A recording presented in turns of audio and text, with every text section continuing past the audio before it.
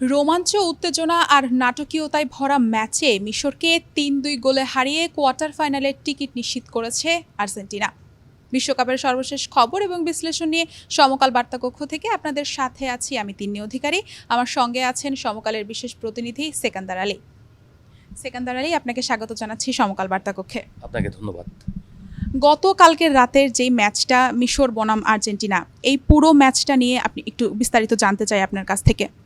দেখুন, এই ম্যাচটা যেটা হয়েছে সেটা হলো একটা রোমাঞ্চকর বা থ্রিলিং একটা অনুভূতি সবার ভিতরেই কাজ করেছে। প্রথম দিকে মিশর ২ গোলে এগিয়ে গিয়েছিল এবং পরবর্তীতে যেটা সে ৩ গোল করে আর্জেন্টিনা জিতেছে।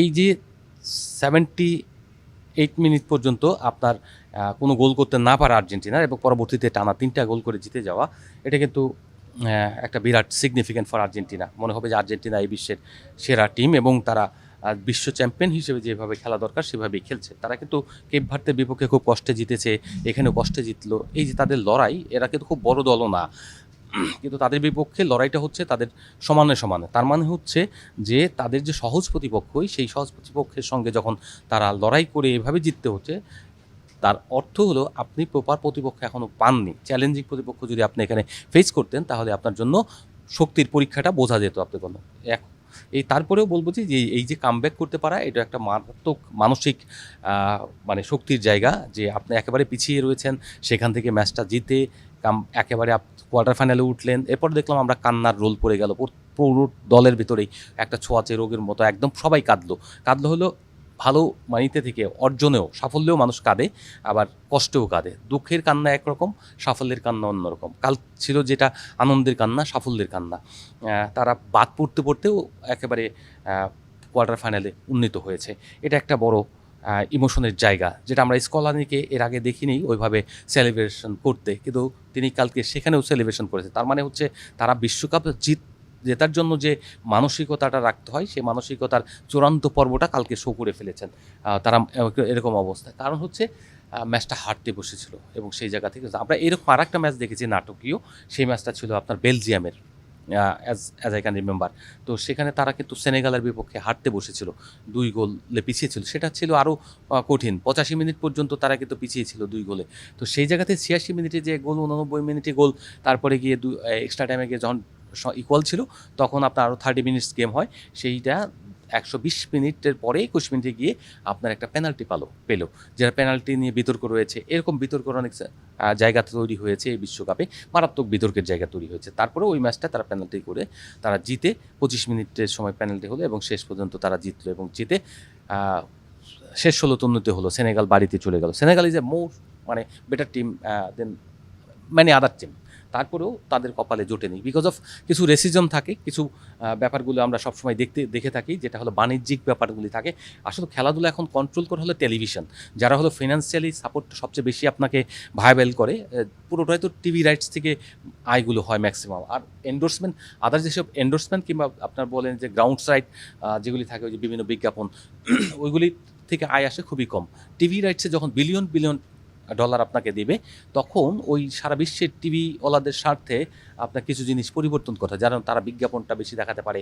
জনপ্রিয় দল থাকলে তখন আপনার অন্য স্পন্সর কোম্পানিগুলি যারা আসে, তাদের খেলা দেখার জন্য হিউজ মানুষ উপস্থিত থাকে, তখন ওই বিজ্ঞাপনগুলি প্রচার করতে পারে। এই জন্য তারা একটা প্রভাব খাটায়। ফিফা কিংবা আইসিসি যাদের কথাই বললেন না কেন, তারা এখন control by sponsors, TV channels, এবং তারা যেভাবে গ্রুপিং করতে বলে সেইটাই তারা ইমপ্লিমেন্ট করে। বেসিক্যালি পুরো গেমটাকে কন্ট্রোল করে এখন টিভি চ্যানেল। আগে যখন এইরকম ছিল না, তখন কিন্তু এত এরকম বিতর্কের প্রয়োজন পড়তো না। পার্শিয়াল কিছু হতো, কিন্তু সেটা হলো এত বেশি না। আমরা এইবার যেটা দেখছি, আমরা প্রতিটা ম্যাচেই কোনো না কোনো জায়গায় বিতর্ক তৈরি হচ্ছে, বিশেষ করে আর্জেন্টিনার ম্যাচে। এই বিতর্কের ব্যাপারে একটু বলি। কালকের ম্যাচে আসলে যেই মিশরের যে সেকেন্ড গোলটা, সেটা কিন্তু বাতিল করে দিয়েছে ফিফা। তো এইটা নিয়ে কিন্তু চরম বিতর্কের সৃষ্টি হয়েছে এবং পাশাপাশি রেফারিং নিয়েও কিন্তু অনেক বিতর্কের সৃষ্টি হয়েছে। তো সেই বিতর্কগুলো আপনি আসলে কিভাবে দেখছেন, আমাদেরকে যদি বলতেন। দেখুন, বিতর্ক তো বললাম যে তাদের বিপক্ষে বিতর্কের শেষ নেই, কেপ ভার্দের ম্যাচ থেকে শুরু করে এই পর্যন্ত। এবং সবচেয়ে বড় ব্যাপার হচ্ছে যে আমরা দেখছি কিছু কিছু দল ফাউল করছে, থাপ্পড় মারছে, চপে টাকার মুখের মধ্যে থাপ্পড় দিয়ে দিচ্ছে, তারপরে রেফারি ওই জিনিসটাকে আমলে নিচ্ছে না। কিন্তু সেটা কিন্তু বল ছাড়া, উইদাউট বল, তারপরে থাপ্পড় মেরে দিচ্ছে। এটা তো লাল কার্ড। একদম প্যারাগুয়েকে দেখেছি যে এই আপনার বিপক্ষে ফ্রান্সের বিপক্ষে একদম ফ্রান্সের প্লেয়ারদের থাপড়াচ্ছে, মুখে থাপ্পড় দিচ্ছে, এই যে চপেটাঘাত করা, গায়ে হাত তোলা, এটা তো মারাত্মক ক্রাইম। তারপরে লাল কার্ড তো দূরে থাক, কোনো কার্ডই দিচ্ছে না। এই যে রেফারিং, এটা হলো একটা সিস্টেমে কোনো দলকে বের করে দেওয়া, আপনার সহজ প্রতিপক্ষ নিয়ে আসা, ফাইনাল পর্যন্ত যদি ফ্রান্স যায়, সে অন্য তার যে প্রতিপক্ষ থাকবে সে জিততে পারবে না, এরকম একটা বিশ্বাস সবার ভিতরে তৈরি হয়েছে। আর এই বিশ্বকাপের অন্য দলগুলোর মধ্যে তৈরি হয়েছে। সেই ক্ষেত্রে সহজ প্রতিপক্ষকে তুলে আনার জন্য মানে আদার সাইড থেকে এইগুলি ফিফার একটা পরিকল্পনার অংশ, যেগুলি রেফারিংকে দিয়ে প্রভাব বিস্তার করছে।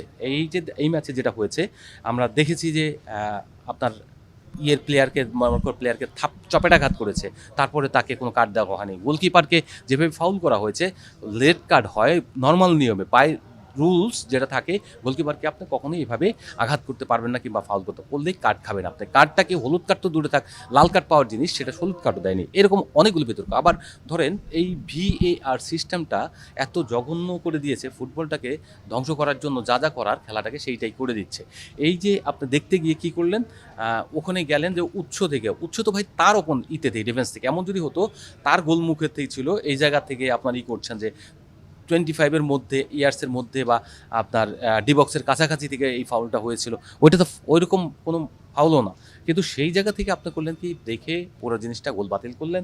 আরও অনেকগুলি সিদ্ধান্ত ছিল যেটা খুবই বিতর্কিত। এটা নিয়ে শুধুমাত্র আমরা তো দর্শক যদি এখানে চিন্তা করি, যারা এখানে মানে নিজেরা যেটা দেখেছি, কিন্তু যারা বিশেষজ্ঞ, যারা সাবেক রেফারি, তাদেরকে ভিডিও চুলচেরা বিশ্লেষণ করে তারা বিভিন্ন জায়গায় ভিডিও দিচ্ছে।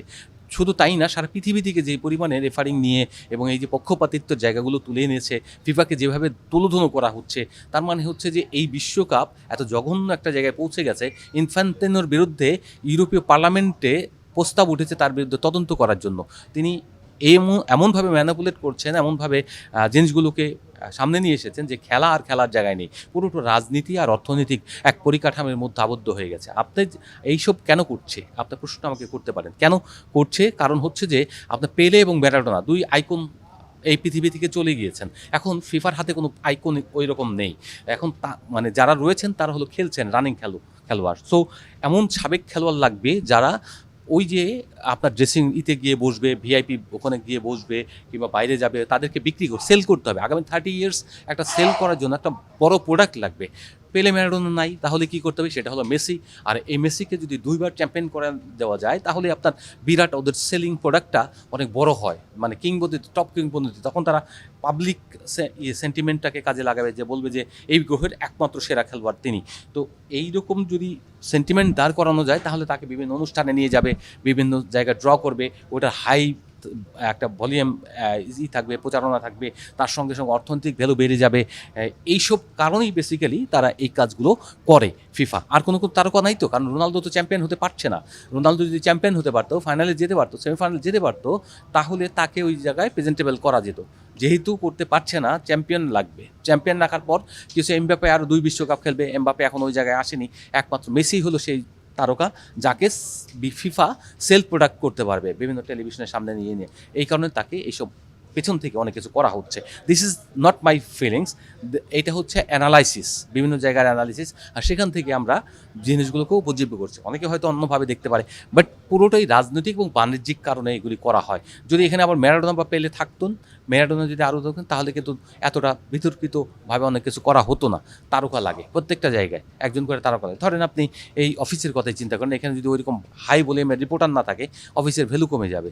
ঠিক আছে, এই কারণে এই সব কিছু করা হয় আর কি। আসলে বেসিক্যালি আপনার ক্রিকেটে ভারতকে কেন সবসময় প্রিভিলাইজ দেওয়া হয় যে তারা যদি আসে তাহলে এখানে লাভ হবে, কিংবা একজন বড় তারকা যদি পেতে কেন চায় হচ্ছে তারা এটাকে সেল করবে। সেল অল অ্যাবাউট মানে মানি।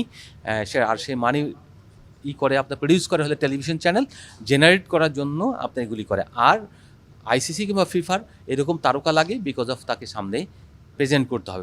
তারা যদি না থাকেন, তারা যদি ওই যে সাবেকদের চেয়ারগুলি দখল অলঙ্কৃত না করতে পারেন, তাহলে ওইরকম জায়গা নেই। কারণ এখন অন্য যেসব তারকা রয়েছে বিশ্বের ফুটবলের সাবেক তারকাদের মধ্যে, তারা কিন্তু ওইরকম মেসি বা ম্যারাডোনা কিংবা পেলের মতো জায়গা নিতে পারেননি। ওইরকম কেউ নেই, জিদানও নিতে পারেননি, কিংবা ওই মানে আসেননি, তারা আবার ফোকাসটাও পাননি। ফলে একজনই লাগবে, সেইটা মেসি। কোয়ার্টার ফাইনালে তো আর্জেন্টিনার বিপক্ষ হচ্ছে সুইজারল্যান্ড, তো আমরা দেখে আসছি প্রথম থেকে আর্জেন্টিনার প্রতিপক্ষগুলো কিন্তু আসলে একটু তথাকথিত দুর্বল দলই আমরা বলতে পারি। তো এই যে আর্জেন্টিনার সাথে যে দলগুলো এই যে এভাবে ফেলা ক্রমানুসারে, তো এটার পেছনে কি ফিফার কোনো কারসাজি আছে কিনা, বা ওনাদের কোনো কি বলবো কোনো কন্ট্রোল আছে কিনা? Control by television, not FIFA. প্রত্যেকটা জায়গায় যে টেলিভিশন যে ফিনান্স দিচ্ছে বিলিয়ন বিলিয়ন ডলার বললাম, পুরো জিনিসটাই তারা ফিক্সার করার ক্ষেত্রে তারা বসে থাকে। এইভাবে করতে হবে, এই টাইমে খেলা রাখতে হবে, টিআরপি এরকম, কোন বিশ্বে কী হবে, কত টাকা দিয়ে যাবে। এই যে আপনি যে হাইড্রেশন ব্রেক যেটা বলা হচ্ছে 3 মিনিট 3 মিনিট 6 মিনিট, এটা কেন আসছে? তারা কারণ হচ্ছে টেলিভিশন বলছে আমি তোমাকে এত পয়সা দেই কিন্তু তুমি আমার বিজ্ঞাপন দেওয়ার সময় দিচ্ছ না। এখন একটা স্লট বের করেছে, সেই স্লটটা কি? স্লটটা হলো হাইড্রেশন ব্রেক নামে একটাই হচ্ছে। এরপরে যখন আমেরিকা থেকে খেলা অন্য ইউরোপে চলে আসবে, ওখানে ঠান্ডা যদি থাকে ওই সময়, তখন বলবে যে এই সময়টাকে আমরা টেকনিক্যাল ব্রেক হিসেবে এটাকে চালু করবে। টেকনিক্যাল ব্রেক অর্থাৎ এখানে টেকনিক্যালি আলোচনা করবে, এটা হয় নাই ওইটা হয় নাই, কোচদেরকে এটা হলো একটা কৌশল, মানে একটা সামনে ঢাল হিসেবে আনে, বাদ বাকিটা তারা ওই বাণিজ্যিক কারণেই সব কিছু করে। মোটামুটি এখন খেলাটাকে নিয়ে গেছে বাণিজ্যিক পর্যায়ে, এবং সেই বাণিজ্যিক পুরো জিনিসটা ফিকচার করে আপনার টেলিভিশনওয়ালারা। এবং আমি এই যে আমাদের এখানে বিপিএল হয় না, বিপিএলে পুরো টেলিভিশন যারা খেলা সম্প্রচার করে তারা এখানে বসে থাকে, ফিক্সার ডিকটেট করে, এবং ওইভাবেই ফিক্সারগুলো করা হয় যে কখন কি কার খেলা পড়বে, কখন কি যাবে না যাবে, হার্ডলি ব্যালেন্স করা হয়। তো সেই ক্ষেত্রে একই জিনিস, যদি এখানে মেসি টিম যদি ফাইনাল পর্যন্ত যায়, পৃথিবীর সমস্ত দর্শক টেলিভিশনের সামনে বসবে তার খেলা দেখার জন্য, বিকজ অফ তার ফ্যান জোন হলো সারা পৃথিবী জুড়ে। এবং এইসব ব্যাপারগুলো চিন্তা করি আসলে তারা এরকম করে, যেটা হচ্ছে যে আপনার দুর্বল প্রতিপক্ষ কেন এটা যে ফিফা একক মানে করেছে, টেকনিক্যাল কমিটি বসে করেছে তা না, ওই যে তাদের প্রেশারে তাদের দেখানো পথে তাদেরকে হাঁটতে হয়েছে। আপনি এই জোনটা দেখেন, যে জোন দিয়ে আপনার ফ্রান্সরা আসতেছে, ওখানে প্রত্যেকটা গেমই কিন্তু শক্তিশালী দলের সঙ্গে হচ্ছে, তারপরেও কিন্তু এদিক থেকে ভালো ভালো ম্যাচ খেলে তারা আসতেছে। আশা করি যে দেখা যাক, ফ্রান্সকে আপনার বাদ দেওয়ার জন্য পরিকল্পনা হয়েছিল, সেখানে আমরা দেখেছি প্যারাগুয়ের বিপক্ষে যেটা হয়েছে, যে ইজি অপোনেন্ট যদি আসতে পারে, মারামারি ওখানে থাপড়াচ্ছে, প্যারাগুয়ের কোনো লোক কাট পায়নি, কিন্তু ফ্রান্সের প্লেয়ারদের কাট দিচ্ছে কোনো কিছু করার আগে, বিকজ অফ আপনার মেন্টালি ডিস্টার্ব করে দেওয়া, এবং আপনি যেন ফাইনাল পর্যন্ত না যেতে পারেন। আপনি শিরোপা জিতেছেন 2098 সাল থেকে, এই 26-28 বছরের মধ্যে আপনি একবার শিরোপা জিতেছেন, দুইবার শিরোপা জিতেছেন, 4বার ফাইনাল খেলেছেন। তো এত সাকসেস এটা সহ্য হচ্ছে না অনেকেরই। তো আপনি কেন হবেন যে ওই যে জনপ্রিয়তা ফ্রান্সের, তো এমবাপ্পে ওই জায়গায় এখনও আসতে পারেননি, যে মেসি চলে যাওয়ার পর এমবাপ্পে ওই জায়গায় আসবেন। আশা করি যে আমরা তারপরে যে খেলা থাকে, এই বিতর্ক ফুটবলকে অনেক জায়গায় পিছিয়ে দিচ্ছে। একটা জিনিস জানার দরকার ছিল বিশ্বের মানুষের, দর্শকদের, যে ফিফাকে মনে করা হয়তো অনেক শক্তিশালী জায়গা, কিন্তু ফিফা যে একেবারে ভঙ্গুর একটা প্রতিষ্ঠান, এবং এখানে বায়াসনেস অনেক কাজ করে, সেটা ট্রাম্পের ফোন কল এবং তার পরবর্তীতে তার অনুরোধে আপনার পুরো বালগানের 1 বছর শাস্তি স্থগিত করা, এইটা কিন্তু বিতর্কের চরম জায়গায় নিয়ে গিয়েছে। এবং রেফারিংয়ের যে রকম করছে, সাবেক রেফারি এবং বর্তমান রেফারিদের অনেকেই এটা নিয়ে বিশ্লেষণ করছেন। যখন রেফারিরাও প্রশ্ন তোলে, তখন বুঝতে হবে যে বিষয়গুলো অত সহজ না। এবং এই যে গতকালকের ম্যাচের অনেক সিদ্ধান্ত নিয়ে সারা পৃথিবীতেই সমালোচনা হচ্ছে। এখন অনেকেই হয়তো বলবে যে আর্জেন্টিনান সমর্থন যারা করেন তারা হয়তো ওইভাবে উপলব্ধি করতে পারছেন না, তো বিষয়টা অনেক যারা জেনুইন নিরপেক্ষ ফুটবল ভক্ত, তারা কিন্তু আর্জেন্টিনার সমর্থক হয়েও দেখছি যে রেফারিংয়ের মধ্যে আর্জেন্টিনার দোষটা এখানে কোনো কিছু নেই। দোষটা হচ্ছে যারা গেমটাকে পরিচালনা করেন, নিয়ন্ত্রণ করেন, তারা সবার হাতে সব কিছু থাকে না, নিয়ন্ত্রণ চলে যায় বাইরের হাতে, আর সেই বাইরের শক্তিই আসলে খেলাগুলোকে নিয়ন্ত্রণ করে। দর্শক, এই ছিল আজকের আমাদের ফুটবল বিশ্বকাপের সবশেষ আপডেট। ফুটবল বিশ্বকাপের আরও তথ্য পেতে সমকালের সাথেই থাকুন।